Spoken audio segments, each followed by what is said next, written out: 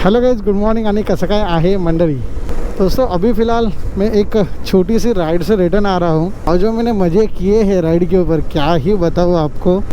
अभी अपने new KTM के ऊपर मैंने लगभग 3000 किलोमीटर प्लस की जो राइड है वो कंप्लीट कर ली है और मुझे ऐसा लगा कि आपको जो है एक ओनर्स पॉइंट ऑफ व्यू से जो चीज़ें KTM एडवेंचर 390 में बेहतर हो सकती थी उसको मैं इस वीडियो में कवर करना चाहूँगा, सो दैट जो भी गाड़ी लेने की सोच रहे हैं तो उनको पहले से ये चीज़ें पता रहे कि भाई क्या क्या नेगेटिव है अबाउट द KTM एडवेंचर 390। तो जो पहली चीज़ है ये गाड़ी में और थोड़ी बेहतर हो सकती थी वो है इसकी सीट हाइट। अभी आपको तो पता ही है KTM एडवेंचर 390 और उसके सीट हाइट के बारे में बहुत सारी बातें हुई है।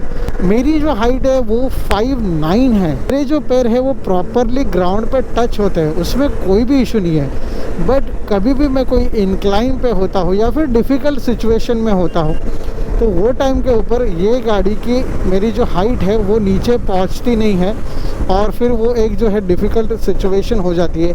स्पेशली तभी जब ये आप रोड के किनारे से गाड़ी को आगे निकाल रहे हो और रोड के साइड में कोई गड्ढा हो तो आपका जो पैर है वो प्रॉपरली फ्लैट फुट नहीं होगा और फिर आप गिर सकते हो। तो सीट हाइट जो है वो थोड़ी सी अगर KTM कम कर देता तो बहुत बढ़िया हो जाता। तो अगर आपकी हाइट 5'8" या 5'9" से कुछ भी कम है तो प्लीज़ गाइस ये गाड़ी लेने से पहले 10 बार सोचना और फिर ये बाइक के ऊपर जाना। नाउ जो सेकंड चीज़ है वो है इसकी हार्ड वाली सीट। अभी जब आप ये गाड़ी को एज एडवेंचर टूरर बना रहे हो, अभी एडवेंचर का तो ए भी नहीं है इसमें, this is a tourer motorcycle. तो जब भी आप एक टूरिंग मोटरसाइकिल बना रहे हो तो उसका जो सीट कंफर्ट है वो बहुत ही ज़्यादा बढ़िया होना बहुत ज़रूरी है, कॉज आप उसमें जो है लॉन्ग सैडल्स आप उसमें कवर करोगे। तो इसका जो सीट है ना गाइस टिपिकल KTM बहुत ही ज़्यादा हार्ड है और ये हार्ड सीट का सीन ऐसा है कि अगर आप 50 to 100 प्लस किलोमीटर की अगर आप राइड करना चाहते हो तो you will need a cushion seat, air cushion seat. उसके बिना इस गाड़ी को 1000 किलोमीटर दिन में करना और लंबे हाईवे राइड्स करना बहुत ही ज़्यादा मुश्किल है। अगली जो चीज़ है वो है इसका हीटिंग इशू। बॉस अगर आप हाईवे पे चला रहे हो जैसे मैं अभी चला रहा हूँ तो यू हैव नो इश्यूज़, आप कितने भी लंबे ट्रैवल कर सकते हो, कोई इशू नहीं आएगा इंजन की तरफ से। लेकिन अगर आप ट्रैफिक में फंस गए boss then you are gone, क्योंकि इसका जो हीटिंग इश्यूज़ है ना वो इतने डिफ़िकल्ट है। मतलब आपको तो गर्मी लगती है बाइक की बट आपके पीछे जो पिलियन बेटा है उस तक वो गर्मी जाती है, क्योंकि ये जो इंजन है ना KTM के ये बहुत ही ज़्यादा हाई कंप्रेशन रेशियो वाले इंजन है। तो वो हीटिंग जो होना है वो डेफिनेटली वो होना ही है, मतलब उसमें आप कुछ कर नहीं सकते। बट स्टिल यार इतना ज़्यादा हीटिंग। अभी इसके पहले मेरे पास सेम इंजन का ही बाइक था जो बजाज का डोमिनार 400 है, उसमें और इसमें सेम इंजन है। तो ऐसा बिल्कुल भी नहीं है कि मैं इस इंजन के लिए नया हूँ।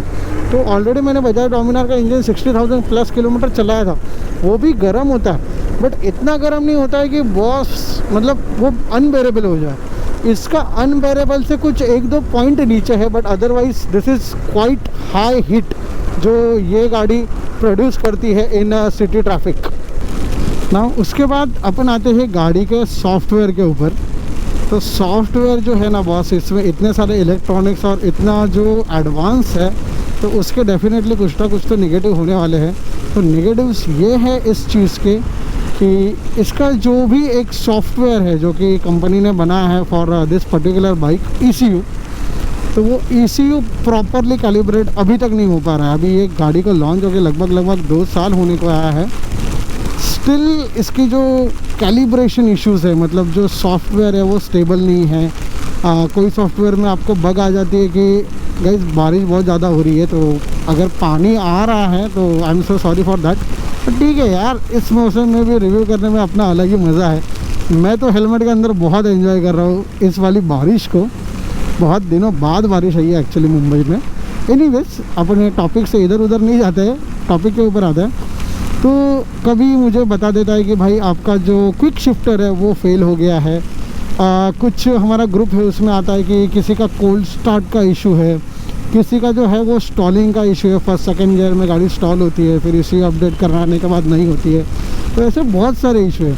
अभी फ़िलहाल मेरे गाड़ी में जो सबसे लेटेस्ट वाला ECU है वो डला हुआ है from the house of KTM। But still मुझे ना इसमें जो मेरा क्विक शिफ्टर फेल है उसका मेरे को इशू आता है। अभी तक मैंने क्विक शिफ्टर कुछ खास इतना यूज़ भी नहीं किया है और मेरे जैसे को इतनी ज़रूरत भी नहीं पड़ती है क्विक शिफ्टर की, क्योंकि मुझे क्लच से जो अपना क्लच दबा के जो गियर डालना है उसकी ऑलरेडी आदत है, तो मुझे क्विक शिफ्टर की कुछ खास ज़रूरत नहीं पड़ती है। बट डिस्प्ले के ऊपर कभी कभार आ जाता है लिख के कि भाई आपका जो क्विक शिफ्टर है वो फेल है। तो ये जो इश्यूज़ है अभी यार 2 साल डाउन द लाइन फिर भी KTM सॉल्व नहीं कर पा रहा है, तो अभी क्या बोलने का। बट ठीक है, जो है वो मुझे अभी यहाँ पे आपको बताना है। तो ये भी एक चीज़ है कि इसका जो इशू है वो अभी तक KTM फिक्स नहीं कर पाया है। तो दोस्तों अभी आते हैं इसके लास्ट पॉइंट के ऊपर, और वो है इसका मेंटेनेंस। आपको ज़रूर शौक लगा रहेगा कि KTM का मेंटेनेंस के बारे में ये नेगेटिव में बात कर रहा है। तो गाइस प्रॉब्लम यही है कि KTM का जो मेंटेनेंस प्राइजेस आज तक जो थे, मतलब जैसे कि सर्विस के लिए कितना लेट से 1500 से 1800 लग गया, या फिर जो भी चीज़ें हैं वो बहुत सस्ती होती है KTM एंड बजाज की। इसीलिए अपन मोस्टली ट्राई करते हैं कि बॉस KTM या फिर बजाज की बाइक ली जाए। बट जितना मैंने आज तक इसका मेंटेनेंस किया है तो बहुत ज़्यादा हेवी मेंटेनेंस बाइक है ये। मैंने जब भी फर्स्ट टाइम इंजन ऑयल और ये सब चेंज किया रहा था तो मेरे को लगभग 2300 रुपीज़ का बिल आ गया था, जो कि इसकी सेकंड सर्विस थी and for me it was the first service. तो उसका मेरे को 2250 या 2200 तक कुछ तो खर्चा आया था। तो उसके बाद जो मैंने इसका हैंडल चेंज कराया था तो हैंडल था अराउंड 1900 रुपीज़ का एंड जो लेबर है वो था 650। तो लगभग 2550 रुपया फिर से मेरा वहाँ पे चला गया just for the handle. Just think of it boss, आप बजाज और KTM के पार्ट्स खरीद रहे हो और आपको हैंडल के लिए ही 2550 रुपया देना पड़ गया विद लेबर। तो ये एक चीज़ है कि जिसमें मुझे ऐसा लग रहा है कि यार KTM थोड़ा आपको एक्सपेंसिव चार्ज कर रहा है just because you bought 4 lakh rupees of a bike या फिर जो भी है। तो दोस्तों ये थे सबके सब पॉइंट्स जो भी मेरे दिमाग में थे, मैंने वो बोल डाले हैं। मुझे ऐसा लगता है कि और एक चीज़ मैंने इसमें इंक्लूड करनी चाहिए थी, वो थी सस्पेंशन कंफर्ट। तो इसका जो सस्पेंशन है आगे का बहुत बढ़िया है गाइस, मतलब एडवेंचर के हिसाब से बहुत सही है। जस्ट जो पीछे का है ना वो रिबाउंड में बहुत स्लो है, तो उसकी वजह से आपको एक झटका देता है। तो अगर उतना आप छोड़ दोगे तो सस्पेंशन भी ठीक ठाक ही है, तो इसीलिए मैंने उसको एज अ नेगेटिव पॉइंट में मैंने कंसिडर नहीं किया है। So that's it. अगर आपको KTM एडवेंचर 390 लेनी है तो आप डेफिनेटली उसके बारे में सोचिए। आई होप कि ये जो वीडियो है ये आपको हेल्पफुल रहा रहेगा। जो भी चीज़ें हैं गाइज मैंने सीधा बता दिया आपको। देखो मैं कोई KTM का फ़ैन बॉय या फिर ऐसा कुछ नहीं हूँ।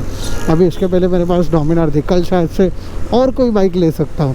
तो कोई भी अपन फ़ैन बॉय बन के किसी बाइक का नहीं रह सकते। उसमें कुछ नेगेटिव चीज़ें हैं तो भी अपन उसको छुपाते बैठे तो उसमें कोई पॉइंट नहीं है। सो दैट्स द थिंग, मैंने आपके सामने सबके सब रख दिया है।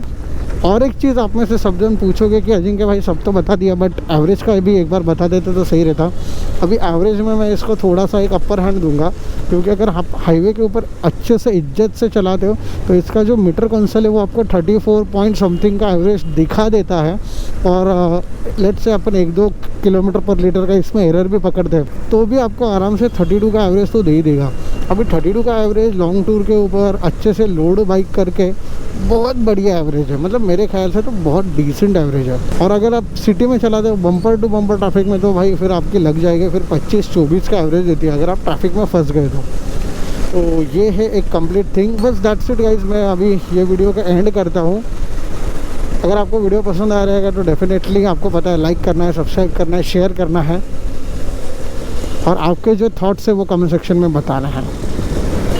तो आज के वीडियो में बस इतना ही गाइस, आपको नेक्स्ट वीडियो में मिलता हूँ। बहुत ही बढ़िया वाले जो वीडियोस है वो अभी आपके पास आने वाले हैं, इसकी मैं गारंटी लेता हूँ। Bye bye guys.